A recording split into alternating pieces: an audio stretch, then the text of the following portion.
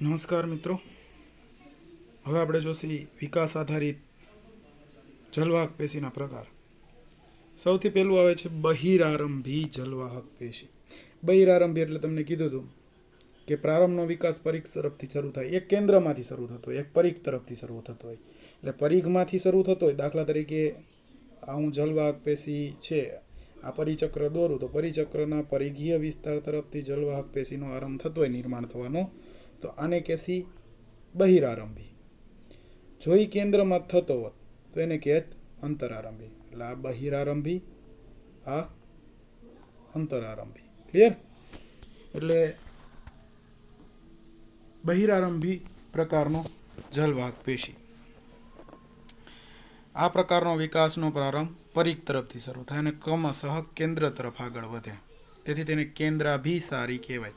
એટલે પરિઘમાંથી શરૂ થયો અને આગળ ક્યાં વધે છે? કેન્દ્ર તરફ આગળ વધે છે. બરાબર? પરિઘમાંથી શરૂ થઈ કેન્દ્ર તરફ આગળ વધે છે. એટલે આને કહેશી કેન્દ્રાભિસારી વિકાસ. ક્લિયર? પ્રથમ વિભેદન પામતા ઘટકો એને આદિદારૂ કહેવાય. બરાબર? આપણે કીધું હતું શરૂઆતમાં કે જે પહેલા નિર્માણ પામ્યા એ આદિદારૂ અને પછી નિર્માણ પામે એ અનુદારૂ. ક્લિયર? તેના વાહક ઘટકો વલયાકાર અને કુંતલાકાર સ્થૂલન સ્વરૂપે જોવા મળે છે. નાના કદના હોય છે. બાદમાં ક્રમિક વિભેદન પામતા ઘટકો જે છે એના પછી જે વિભેદન પામે છે એમાંથી એને અનુદારૂ કહેવાય. તે મોટા કદના હોય, સોપાનવત હોય, ઝાલાકાર, ગર્તાકાર કે સ્થૂલનો ધરાવે છે. જો આદિદારૂ પરિઘ તરફ ને અનુદારૂ કેન્દ્ર તરફ ગોઠવાય. બરાબર? હવે એમ કહું કે આદિદારૂ એટલે નાના હશે, અનુદારૂ એટલે મોટા હશે. બરાબર? હવે આદિદારૂ ક્યાં આવ્યો? તો કે પરિઘ તરફ આવ્યો. અનુદારૂ ક્યાં આવ્યો? કેન્દ્ર તરફ આવ્યો. તો આ પ્રકારની જલવાહક પેશી જે છે, બરાબર, એને બહિરારંભી કહેવાય. શું કહેવાય? બહિરારંભી. તેમાં વિકાસ કેન્દ્રથી બહાર તરફ થાય છે. મૂળમાં જલવાહક પેશી બહિરારંભ હોય. કેવી હોય? મૂળમાં બહિરારંભ. ક્લિયર? આદિદારૂ ક્યાં રહ્યું? કેન્દ્ર પરિઘ તરફ. અને અનુદારૂ ક્યાં રહ્યું? કેન્દ્ર તરફ ગોઠવણી. ક્લિયર? હવે અહીંયા એમ કીધું કે આદિદારૂ, દાખલા તરીકે આદિદારૂ જે છે એ પરિઘ તરફ નાનું છે અને કેન્દ્ર તરફ અનુદારૂ, તો જલવાહક પેશી કેવી થાય? બહિરારંભી. કેમ કે શરૂઆત ક્યાં થાય? અહીંયા આદિદારૂ બન્યું એટલે શરૂઆત અહીંયાથી બન્યું અને કેન્દ્ર તરફ આગળ વધ્યું એટલા માટે. તેમાં વિકાસ કેન્દ્રથી બહાર તરફ થાય છે. મૂળમાં જલવાહક પેશી જે છે, બરાબર, બહિરારંભી છે. અંતરારંભી જલવાહક પેશી. આ પ્રકારનો પ્રારંભ કેન્દ્રથી શરૂ થાય, ક્રમશઃ પરિઘ તરફ આગળ વધે. ક્યાં? ઓલું કેન્દ્રાભિસારી હતું, કેન્દ્રાપસારી છે. કેવું હશે? હવે આમાં શું હશે? તો કે આદિદારૂ છે ને કેન્દ્રમાં હશે. બરાબર? અને અનુદારૂ હશે એ ક્યાં હશે? બહાર તરફ પરિઘીય વિસ્તારમાં હશે. એટલા માટે આદિદારૂ કેન્દ્ર તરફ, અનુદારૂ પરિઘ તરફ ગોઠવાય. પ્રકારમાં જલવાહક પેશી જે છે એ કયા પ્રકારની હશે? અંતરારંભ પ્રકારનો વિકાસ દર્શાવે છે. અનવાહક પેશી હંમેશા કેવી હોય? પ્રકારમાં બહિરારંભ પ્રકારનો વિકાસ દર્શાવે છે. ક્લિયર? અહીંયા તમે જોઈ શકો છો હંસરાજના પત્રાક્ષનું મધ્યદારૂવાહક વાહિપુલ અને ડ્રેસિનાના પ્રકારનું મધ્યાદોવાહક. એટલે કે તમે જોઈ શકો છો કેન્દ્રમાં જલવાહક પેશી, જ્યારે કેન્દ્રની આસપાસ અનવાહક પેશી. આમાં અનવાહક પેશી કેન્દ્રમાં, જલવાહક પેશી આસપાસ. એટલે આ કેન્દ્ર અને કેન્દ્રથી પરિઘીય વિસ્તાર તરફ જલવાહક અને અનવાહકની ગોઠવણી, જે આપણે આગળના લેક્ચરમાં ભણી ગયા. ત્યારબાદ અહીં તમે જોવો છો આદિદારૂ છે એ કયો છે? છેડા તરફનો પરિઘીય વિસ્તારમાં. બરાબર? જ્યારે અનુદારૂ ક્યાં છે? કેન્દ્ર તરફ છે. આમાં તમે જોવો છો અનવાહક પેશી, આદિદારૂ નાનો છે, અનુદારૂ મોટો છે. ક્લિયર? વચ્ચેનો જે ભાગ છે એને મજ્જા કહેવાય. હવે સૂર્યમુખીનું મૂળ, એની આંતરિક રચના જોઈએ. સેફ્રેનિનના મંદ્રાવણમાં સૂર્યમુખીનું તરુણ મૂળ પાતળો અનુપ્રસ્થ છેદ લઈ, બરાબર, અનુઆડી યાદ રાખવું, અનુપ્રસ્થ છેદ લઈ અભિરંજિત કરી અને સૂક્ષ્મદર્શક યંત્ર વડે જોઈએ તો નીચે પ્રમાણેની રચના જોઈ શકાય છે. નીચે પ્રમાણેની રચના એટલે આ રચના તમે જોઈ શકો. આ રચનામાં તમે જોશો કે જો મૂળની રચના આપણે આડો છેદ લીધો મૂળનો, બરાબર, એટલે એમાં શું હશે? તો કે મૂલાધિ સ્તર હશે. બાહ્યકનો વિસ્તાર આવેલો છે, આ બાહ્યક છે બરાબર, પરિચક્ર સુધી અંતસ્તર છે ત્યાં સુધીનો બાહ્યક, પછી પરિચક્ર આવશે બરાબર, અહીંથી બધી હવે સંયોગી પેશી આવશે, અનુદારુ અને આદિદારુ આવશે, જલવાહક પેશી છે આ બે બરાબર, પછી અનવાહક પેશી છે, આ અનવાહક થઈ ગઈ, ક્લિયર બરાબર. ત્યારબાદ મજ્જા કેન્દ્રસ્થ હોય જે ભાગ ત્યાં નવા કોષો નિર્માણ પામતા હોય જે મૃદુતક કોષો હોય એ મજ્જાનો ભાગ છે. આ હતો એની ફિગર બરાબર. પછી બહાર તરફ અમુક જે બહિરુદભેદો સર્જાય એને આપણે મૂળરોમ નામ આપેલું હતું જે આગળ ભણી ગયા છીએ. ત્યારબાદ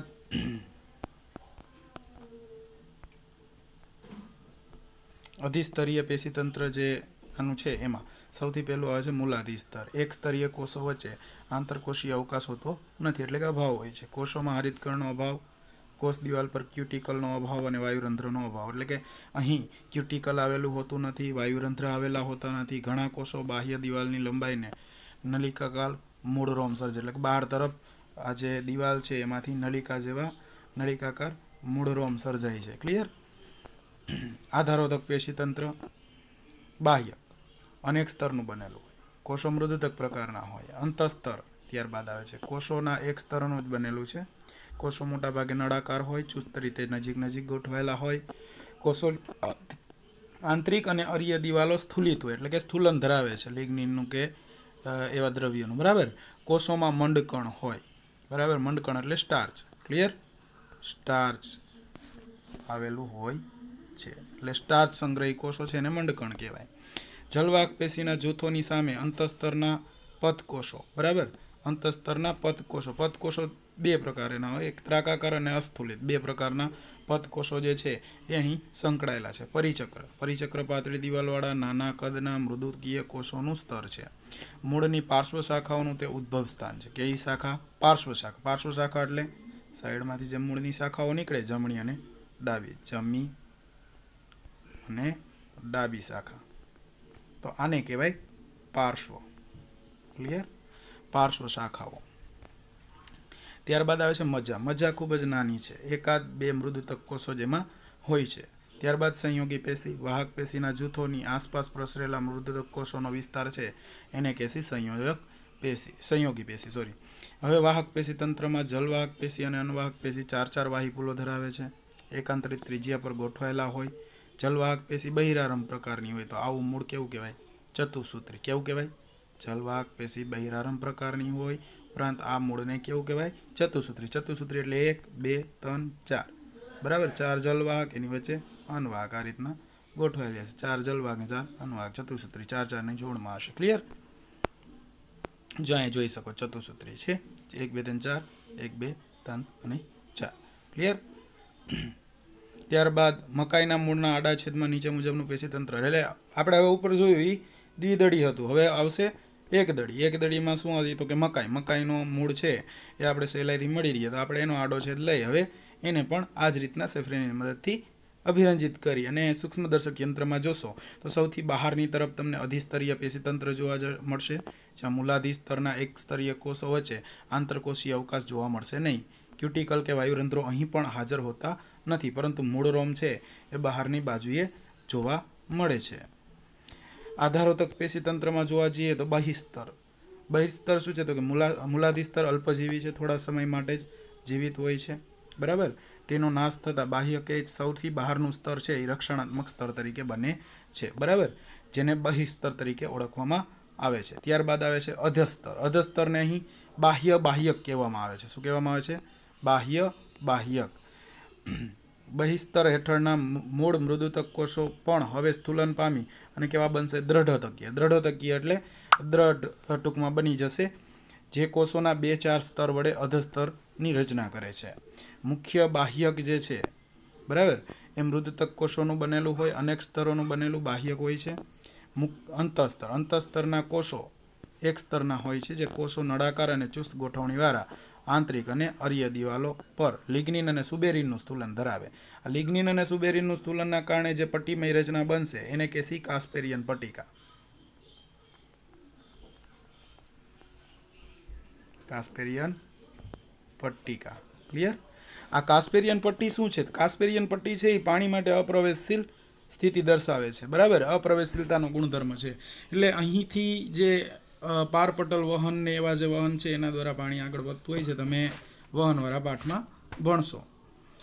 ત્યારબાદ આવે છે પરિચક્ર. પાતળી દિવાલવાળા મૃદુતિકીય કોષોનું બનેલું હોય, જે એક સ્તરીય રચના છે. મૂળની પાર્શ્વ શાખાઓનું ઉદ્ભવ સ્થાન પણ અહીંથી જાય છે. ખૂબ જ વિસ્તૃત છે. મૃદુતકીય કોષોના અનેક સ્તર હોય છે.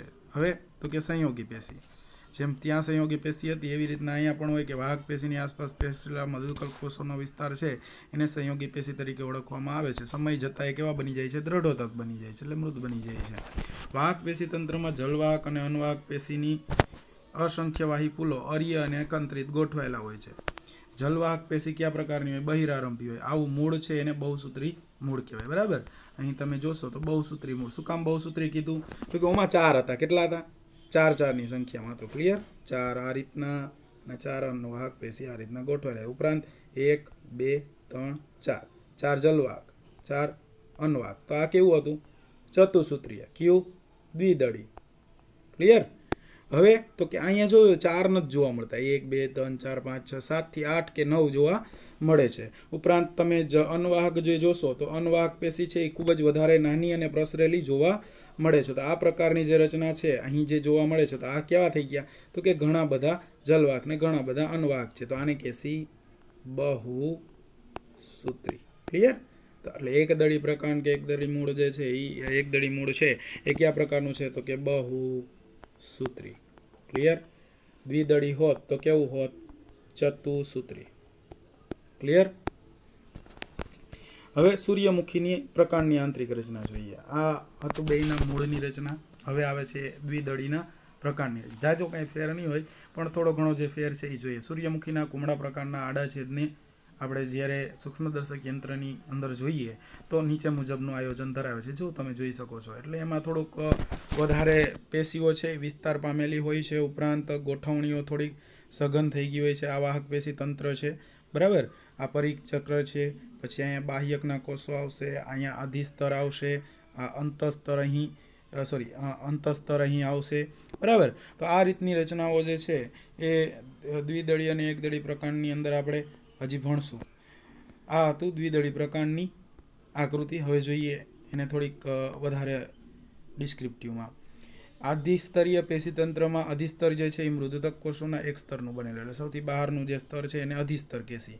કોષોની બહારની સપાટી પર ક્યુટિકલ. હવે આની ઉપર એક ક્યુટિકલ દ્રવ્યનું આવરણ આવેલું હોય છે જે કેટલાક ઠેકાણે બહુકોષી પ્રકાંડરોમ પણ ધરાવે છે. અહીં ઘણી જગ્યાએ પ્રકાંડરોમ આવેલા હોય જેમાં અહીં જે કોષો છે એમાં નીલકણ હોતા નથી, એટલે હરિતકણ હોતા નથી. ક્યારેક વાયુરંધ્ર હોય એટલે વાયુરંધ્રયુક્ત. ઓમાં તમે જોયું તો મૂળની અંદર વાયુરંધ્ર હતા નહીં, બરાબર. એટલે એ બાબત ધ્યાન રાખજો. આધારોતક પેશીતંત્ર જોઈએ આગળ. તો આધારોતક પેશીતંત્રમાં અધિસ્તરની નીચે સ્થૂલ કણક કોષોના 3-4 સ્તરો છે એનું બનેલું અધસ્તર છે. એટલે પેલું અધિસ્તર, પછી 1 2 3 અને 4 કોષોનું સ્તર બનેલું હોય જેને અધસ્તર કહેવામાં આવે છે. મુખ્ય બાહ્યક અધસ્તરની નીચે. હવે અધસ્તરની નીચે જેટલા ઘણા બધા કોષોના આ મૃદુતક કોષોના બનેલા સ્તરો આવેલા હશે, બરાબર. એને આપણે કહેશી મુખ્ય બાહ્યક. જે 3-4 સ્તરોનું બનેલું હોય. આ વિસ્તારમાં રેજિન એટલે કે રાળનો સ્ત્રાવ થાય. અહીં જે છે અહીં રાળનું નિર્માણ થતું હોય, બરાબર. એટલે કે આ કોષો છે એ રાળનો સ્ત્રાવ કરે છે. રાળ વાહિનીઓ અહીં આવેલી હોય છે. મંડસ્તર. મંડ એટલે સ્ટાર્ચ, બરાબર. કોષોના એક સ્તરનું બનેલું ચુસ્ત ગોઠવણીવાળું અને તેમાં કોષો સ્ટાર્ચ કણ આવેલા હોય છે. પરંતુ અહીં આંતરિક કે અરીય દિવાલો સ્થૂલિત હોતી નથી. આંતરિક કે અરીય દિવાલો એટલે અંદરની દિવાલો અથવા એની જે અરીય દિવાલો જે છે એ સ્થૂલિત હોતી નથી, એટલે સ્થૂલન ધરાવતી નથી. પરિચક્ર. મંડસ્તર હેઠળ પરિચક્ર હોય. હવે મંડસ્તર પૂરું થાય પછી જે પરિચક્રની રચના શરૂ થશે. તે 5 થી 6 સ્તરોમાં ગોઠવાયેલા કોષોનું બનેલું હોય. એક જ કોષોનું સ્તર હતું. કોષો એકાંતરે દ્રઢોતકીય અને મૃદુતકીય. એટલે એક કોષ દ્રઢોતક તો બીજો મૃદુતક, એક દ્રઢોતક તો બીજો. તો આને કહેશી એકાંતરીય દ્રઢોતક મૃદુતકીય કોષો. વાહીપુલો અર્ય બહારની બાજુએ છે તે દ્રઢોતકીય હોય છે. તેને બંડલ ટોપી કહેવાય. હવે બહારની બાજુએ જે દ્રઢોતકીય છે, બરાબર, અર્ય અને બહારની બાજુએ છે તો આ પ્રકારની રચનાને કહેવાય બંડલ ટોપી. બાકીના સ્તરોમાં એ બધા કેવા હોય છે? મૃદુતકીય, બરાબર. એટલે દ્રઢોતકીય અને મૃદુતકીય બંને પ્રકારના એકાંતરે આવેલા હોય છે. ત્યારબાદ આવે છે મજા. પ્રકાંડના કેન્દ્ર ભાગે આવેલો મૃદુતક કોષોનો બનેલો વિસ્તૃત ભાગ છે. રાળ વાહિનીઓ જોવા મળે છે. અહીં મજ્જા કિરણ એટલે શું? તો કે એ હવે અહીં જે કોષો છે વર્તુળાકારે ગોઠવાયેલા હોય ને વચ્ચેના વિસ્તારમાં અરીય રીતે પથરાયેલા મજ્જાના કોષો છે એ એક કિરણની રચના કરે છે, જેને મજ્જા કિરણ કહે છે. તે મૃદુતકીય હોય છે. બરાબર, એટલે અહીં તમે જોઈ શકો છો મજ્જાંશુ, બરાબર, અને મજ્જા કિરણ. બરાબર, ત્યારબાદ આગળ જોઈએ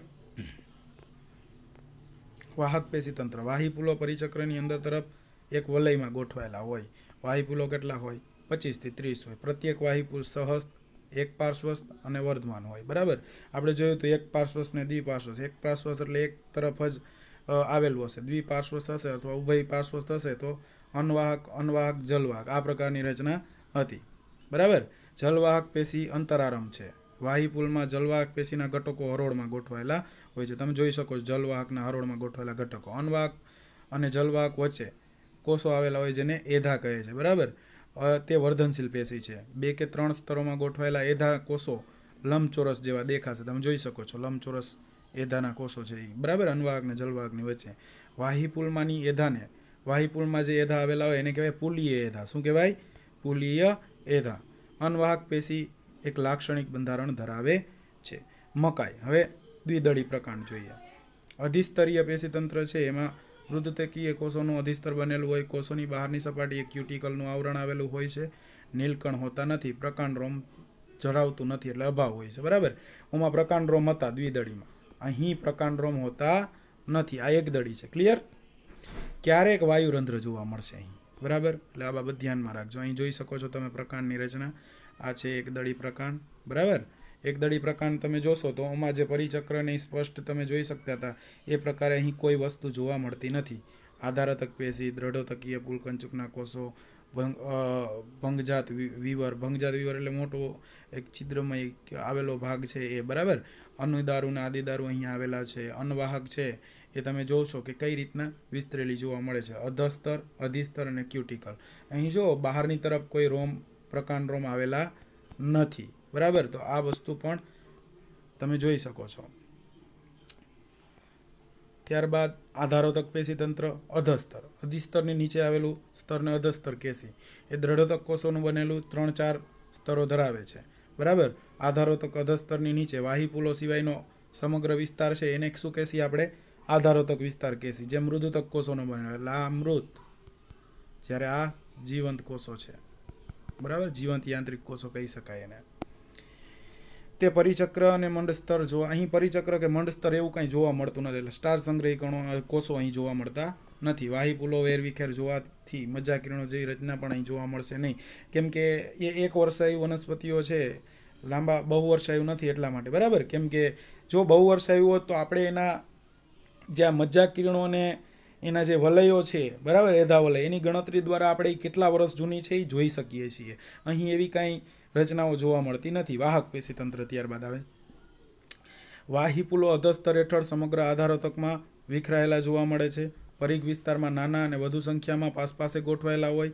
કેન્દ્ર તરફના જે હોય મોટા અને ઓછા વાહિપુલો છૂટા છવાયેલા ગોઠવાયેલા હોય છે. વાહિપુલ કયા પ્રકારના હોય? તો કે સહસ્ત, એક પાર્શ્વસ્થ. સહસ્ત એટલે જોડા સંકળાયેલા એકબીજા સાથે. બરાબર, અને અવર્ધમાન એટલે વર્ધનશીલતાનો ગુણ ધરાવતા નથી. એની વચ્ચે એધા વર્ધનશીલતા માટે આવેલા હોતા નથી. મોટા વાહિપુલની આસપાસ દ્રઢોતકીય પુલકંચુક જોવા મળે છે. બરાબર, દ્રઢોતક કોષોનું પુલકંચુક આવેલું હોય.